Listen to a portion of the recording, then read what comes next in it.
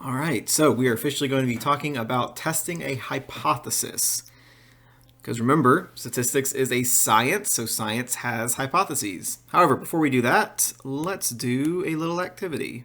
So, in a deck of cards, right, how many do we expect to be black? So in a deck of cards, how many do we expect to be black? Specifically, what percentage should be black? Hopefully you said 50%, right? 50% are black, 50% are red. So we could say that the proportion, right, the probability is 50%. So let's think about this. This is typically what I would do in a classroom. So pretend that we actually are going to go through and we're going to pick out 5 different cards. So we're going to label the ones that are black and the ones that are red. All right, so one student picks out a card, and it is the 3 of spades, so that's black. Another student picks a card, black. Another one picks a card, black. Another card, still black. Huh, okay. Weird. Another black card, all right. Another one, and another one, and another one. And another one. Let's do one more. Wow. Huh. So out of 10 cards, all 10 were black. Now, you may be thinking to yourself, I bet those cards are all black, right? The most of the deck has to be black. And the reason why you're thinking that is because this is a pretty unlikely scenario, right? So our assumption was that it was 50%. However, now we're suspecting it's more than 50%, right? We're definitely suspecting it's probably going to be more. Maybe not 100%. Maybe there's like 1 or 2 red cards that we just didn't pick. But the whole point of this is because this is such an unlikely event, right? If there actually is 50% black, 50% red, this would almost never happen, right? All 10 cards being black, at least one of them should have been red. So this is where this is coming from. So let's go back to our handout. All right. So before we get to that, which is right here, let's talk about hypothesis testing. So hypothesis testing is a hypothesis is a claim or statement about a population parameter. Remember, parameter is about a population. It's a numerical value about a population. So we could have it as a proportion, which is P, population proportion. We could have it as a population mean, which is mu, or a standard deviation, which is sigma. So a hypothesis test is a procedure for testing the claim about a population parameter. All right, so rare event rule. This is what we're talking about. So if under a given assumption, the probability of an observed event is exceptionally small, aka it's unlikely.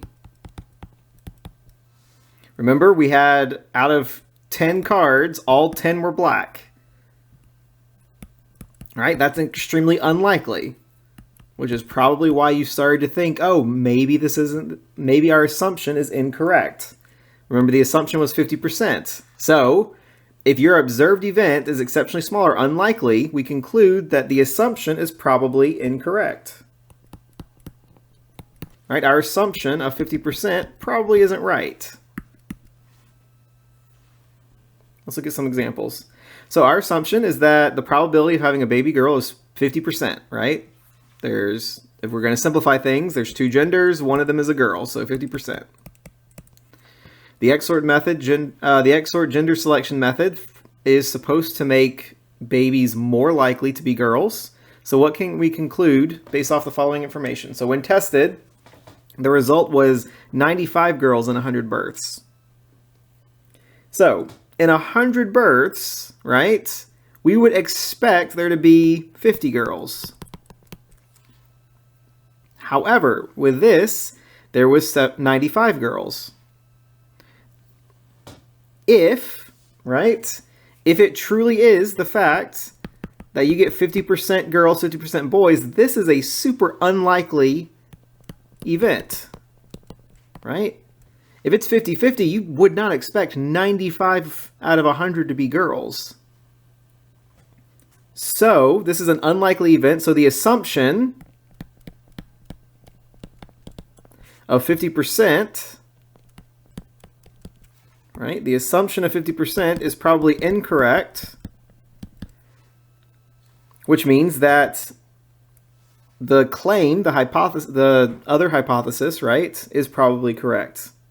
They probably really can do more likely to have girls. XOR method probably works. Probably gives more girls. However, if we have the exact same thing, but part B, when testing the method, we get 52 girls in 100 births. Well, again, we would expect to get 50 girls in 100 births. So that's about what we would see, right? So this is a likely scenario, which means that our assumption is probably correct. Remember, the assumption was that the probability of a girl is 50%. So if the probability of having a girl is 50% and the XOR method said that they can make it more likely, the XOR method probably doesn't work.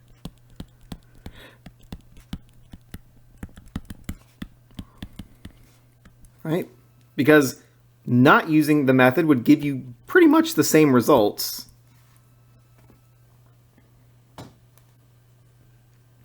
All right, let's talk about types of hypotheses. So there's two hypotheses. One is the null hypothesis. So we typically label that as H with a 0, also known as H naught. So if I say H naught, which I will, that's what we mean, H with a 0. So this is the statement that the value of the population parameter is equal to some claim. So the symbolic form that we use always has to be the equals symbol. So this is the only symbol you can use for the null hypothesis. It's an equal sign. So we test the null hypothesis directly in the sense that we assume it to be true, and we are either going to reject it or fail to reject it. So this is our assumption, right? So this was we assumed it was 50% black. We assumed it was 50% girls, right? We're not proving this. This is our assumption. We are assuming this. The thing that we are actually testing for is going to be called the alternative hypothesis, which either can be written as HA or H1. For the purposes of this video, we'll just do HA, but no other textbooks, other classrooms, right? They could also be using H1 to mean the exact same thing. All right, so this is just a statement that differs somehow from the null hypothesis. And it differs in specific ways. It can only have one of these three symbols. So you can only have a less than symbol, a greater than symbol, or does not equal to symbol. So you can't have less than or equal to, can't have greater than or equal to, can't have equal to, right? None of these work for the alternative hypothesis. And so this is what we're actually trying to test. This is the testing hypothesis. Or this is the one that you have a suspicion about. Right? Remember, maybe there's more. You could have more girls available. Maybe you could have more black cards in the deck than initially assumed. All right. So there are some strategies. There are 8 steps. As long as you know these 8 steps, you should be able to do these hypotheses. We're going to talk about the first 3. It's not, some of them I promise are, there it is, it's just identify it. And you say, there it is, that's a whole step. So don't let the 8 steps trip you up. As long as you can follow these steps, you should be able to be fine for the next 3 sections. All right, so test the hypothesis. So step 1, identify the claim and write it in symbol form. So what is the claim? Step 2, what's the counterclaim? So basically, what happens if the claim is false? Let's write that one. And then step 3, from both of these two steps, so you'll have a statement for step 1, you'll have a statement for step 2, and we're looking at these two only. So from these two, we got to determine what is the null hypothesis and what is the alternative hypothesis.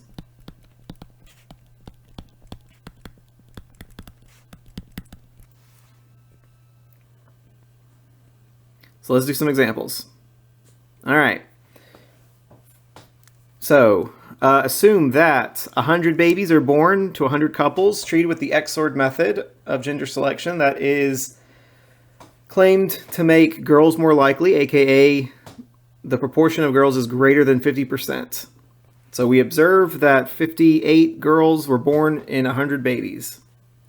So step 1, what's your claim?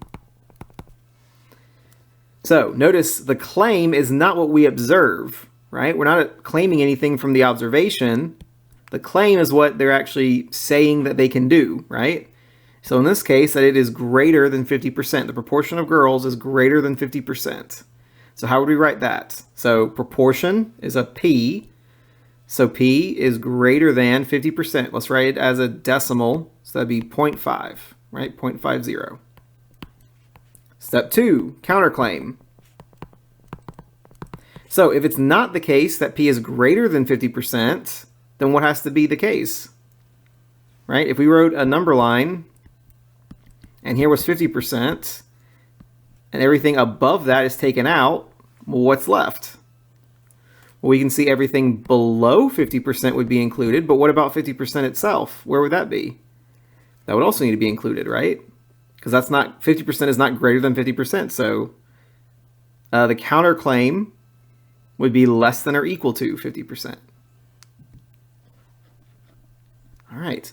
Now we have two statements. So step 3, what is your null hypothesis? What is your alternative hypothesis? So let's go back and let's look at the alternative hypothesis. What were the symbols that we said could only be used as an alternative hypothesis? Greater than, less than, does not equal to. So, out of these two statements, right, what can our alternative hypothesis be? Hopefully you saw that it can be greater than, and because it can't be less than or equal to, right? So the alternative hypothesis is greater than 0.5, which means that the null hypothesis is less than or equal to 0.5. Does that make sense? So these two statements come from the claim and counterclaim. Now, some of y'all might have been noticed. Well, wait a minute, didn't you say that the null hypothesis could only have an equal sign? And you would be correct. So basically, this is essentially where these come from, but the mathematicians got super lazy, and now we just want to say always is equal.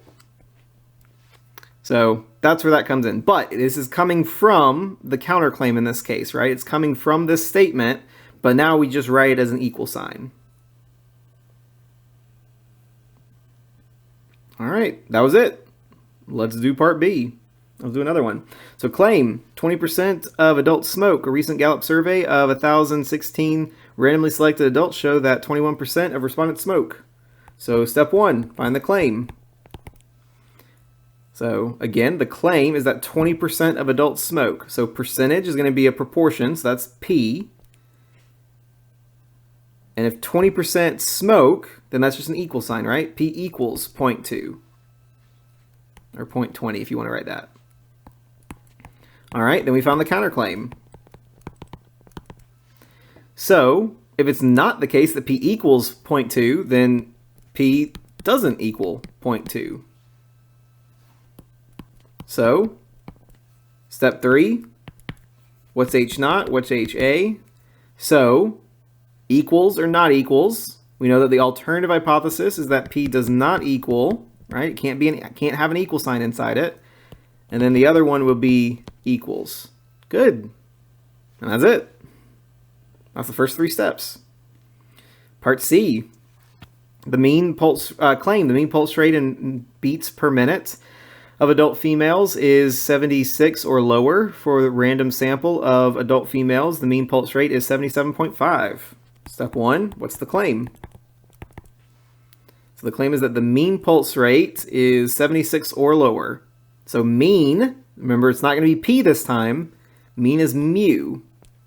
We're always using the population version, so the parameter version. So we're not doing X bar, it's mu. So mu is 76 or lower. So that would be less than or equal to 76. Step 2, counterclaim. So if it's not the case that it's less than or equal to 76, it means that it's greater than 76. Right? So hopefully you'll notice that at some point, right, one of these two statements has to have an equal sign and one of them will not. Right? So basically what's happening is you flip the sign. If it doesn't have an equal sign, you include it. If it does have an equal sign, you take it away, right? So one of them should always be an equality and one of them should be an inequality. One should have an equal sign, one should never have an equal sign. So splitting these up, H naught, HA. HA we see is going to be greater than 76. H naught is going to be equal to 76. Why? Because H naught's always equal. Now notice, right? You can't just you can't skip these steps. These steps are important, right? You can't just always say, oh, the HA is always going to be the counterclaim, right? You can't say that because if you go back to example number 1, it was the same as the claim, right? So there's a reason why we have these steps. Make sure not to skip them. The steps are important. All right, part D. Standard deviation of pulse rates of adult women is at least 50.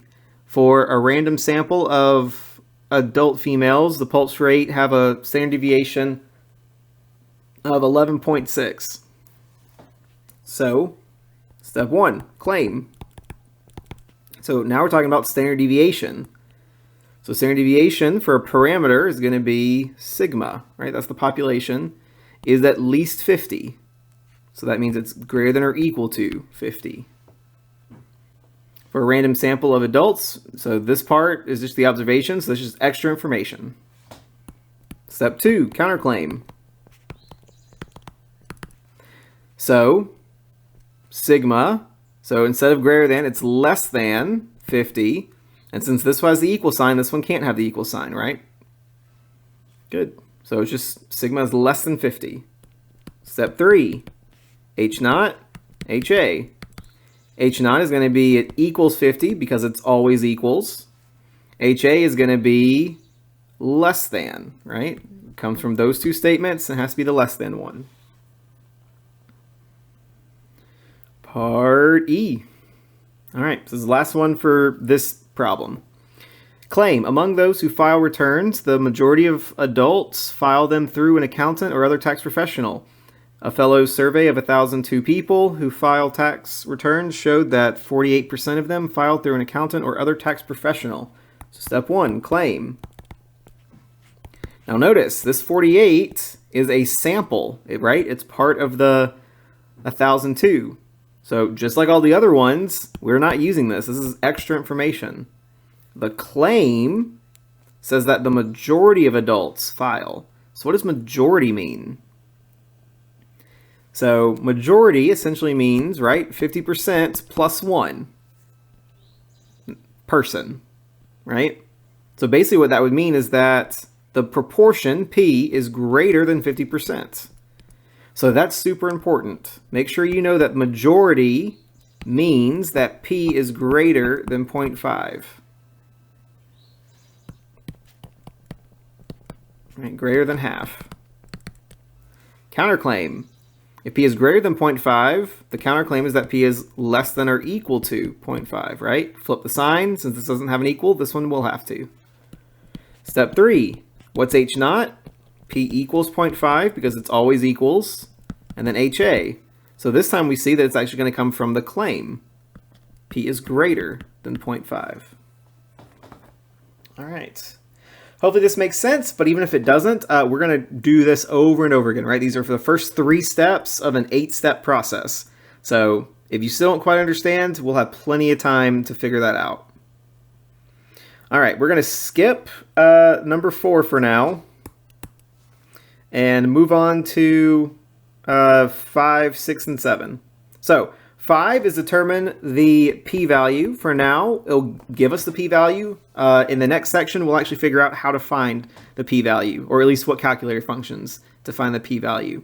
So the p-value is the probability of our observed event, right? This is what we're trying to determine what is unlikely or not. And we'll talk a little bit more about that next time, but this is the actual probability that we have, right? Notice it's different than p. P is the population proportion. This is from the observed event, that p-value. Next, identify the significance level. Significance level is alpha. This is the same alpha from the last section with the confidence intervals. So this is the cutoff of what we say is exceptionally small, right? This is our cutoff for unlikely. So basically, if it's less than this, it's unlikely. If it's greater than this, it's likely. So if it doesn't give us, what can we assume? What have we been saying is unlikely all semester long? 0.5, or 0.05, excuse me, 5%, right? So if it doesn't tell us, we just assume it's 5%. Otherwise, we use whatever they say, right? Good. So if the p-value is less than or equal to our alpha, right? If it's less than or equal to, in this case, 5%. If it's unlikely, if the p-value is unlikely, remember from our rare event rule, that means that our assumption is probably incorrect. The assumption is incorrect, right? Having 10 black cards out of 10 cards, right? That is super unlikely, which means it's probably not 50-50, right? We probably have more than 50%. So the assumption, remember, was H naught, so we're going to reject our assumption. Our assumption is probably incorrect, so we're going to reject it. If it's greater than alpha, right? If it's bigger, if it's likely to occur, right? Then our assumption is probably correct, which means that we don't reject it.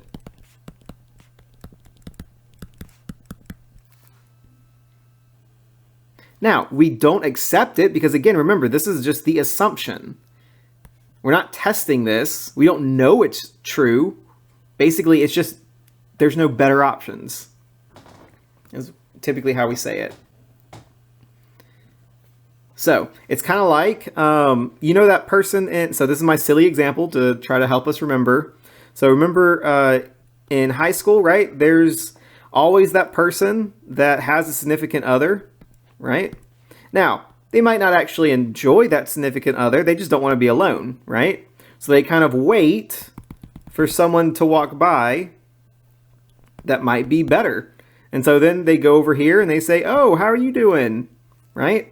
And if this is a better scenario for them, then they're going to reject that first person, right? However, if they go over here and they are talking to this person and they say, ooh, no, I don't like that. That person is not for me. Well, then they're going to go back to their original person, right? But it's not, I mean, they're not going to get married or anything, right? This isn't the best case scenario. They're just, you know, the type of person who doesn't want to be alone. So they haven't accepted the person. They just, you know, don't reject them. So again, hopefully that's a silly example that can kind of help you see what we're actually talking about when it comes to the HO and the HA. All right. So let's do some examples. So we're going to go through all the steps that we've talked about so far.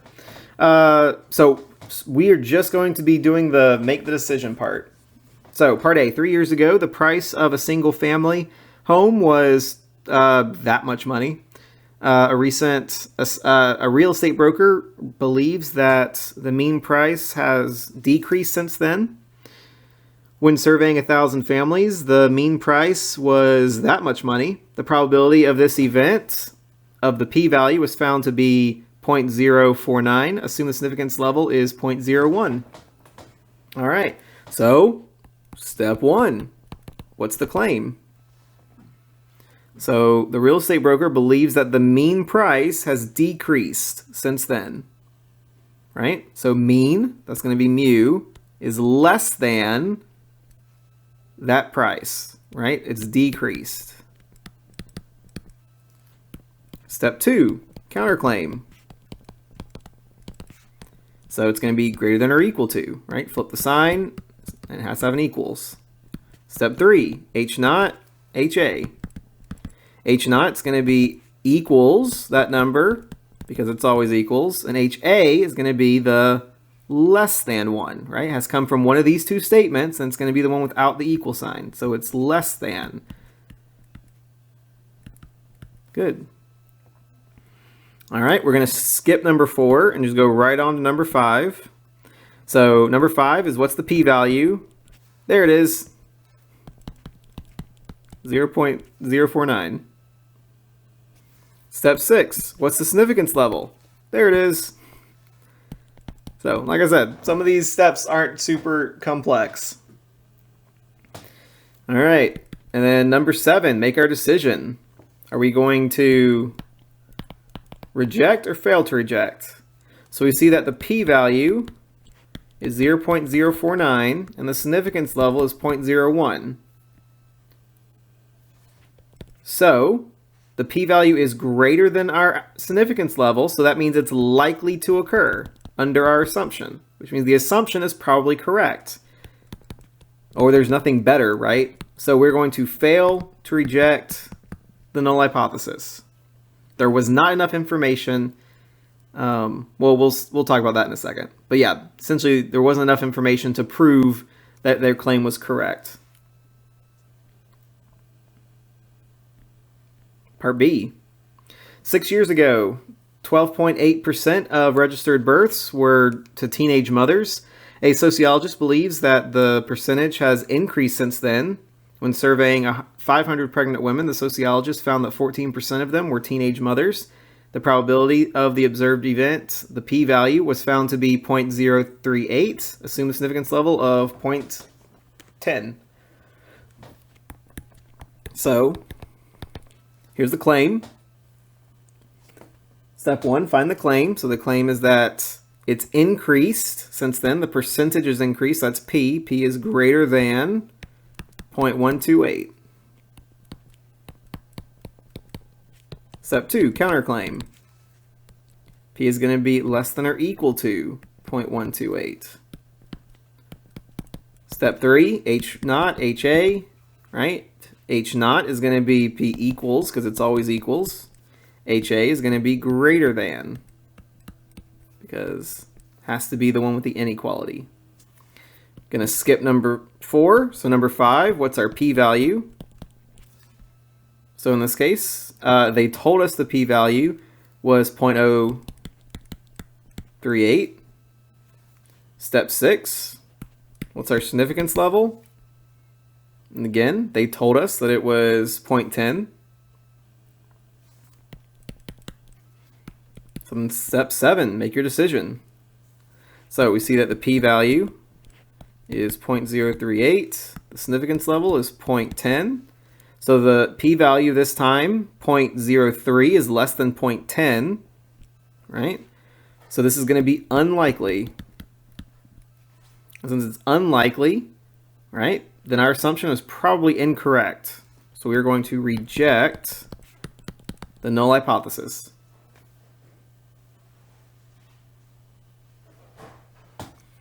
All right, 2 more sections, and then we'll be done with this problem.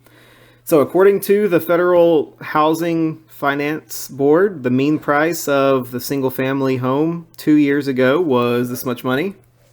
A real estate broker believes that because of the recent credit crunch, the mean price hasn't changed since then. When surveying 950 families, the mean price was this much, and the p-value was found to be that. So step 1, what's the claim? So the claim is that the mean price hasn't changed. So mean is mu. If it hasn't changed, then it would still equal that. So it equals that. Good. Number 2, counterclaim. So the counterclaim of equals is not equal. Step 3, H naught, HA. H naught is equal because it's always equal. HA is going to be the does not equal 1. Good. Skip number 4. Number 5 is going to be what's our p-value. P-value is 0.002. That's what it gave us. Oop. All right. Step 6. What's our significance level? So this time they didn't give it to us. However, if you remember, right, we said this was the cutoff for unlikely, and since it didn't give us it, we assume that it's 5%, right? We assume because not given. And then step 7, make your decision. So p-value is 0.002, significance level is 0.05. We see that this is less than, right? So it's unlikely, which means the assumption is incorrect. So we reject the null hypothesis.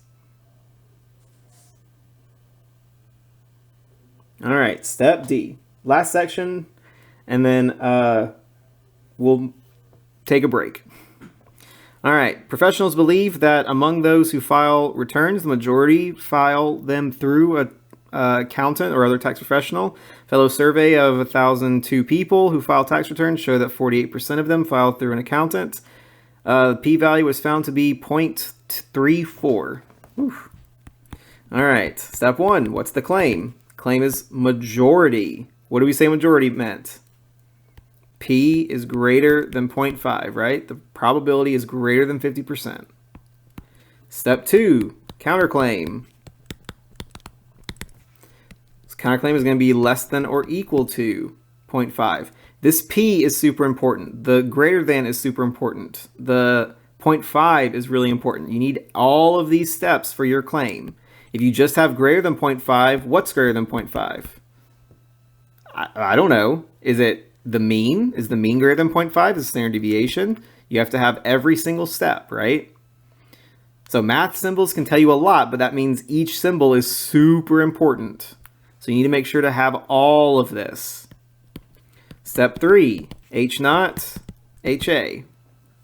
So H naught is going to be equal because it's always equal. HA greater than because it has to be the one without the inequality. Skip step 4, step 5, p-value. They said that the p-value was 0.34. Number 6, significance level. They didn't give us one, so what do we assume it to be? 5%, 0.05. Because it wasn't given. Step 7, let's make our decision. So p-value, 0.34. Significance level is 0.05. We see 34 is bigger than 5, right? So p-value is bigger. So it's likely to occur given our assumption. So the assumption is probably okay for now. So we fail to reject the assumption, H naught. And remember, we are rejecting or failing to reject the assumption, H naught, not the claim. Sometimes they're different, right? In this case, they'd be different.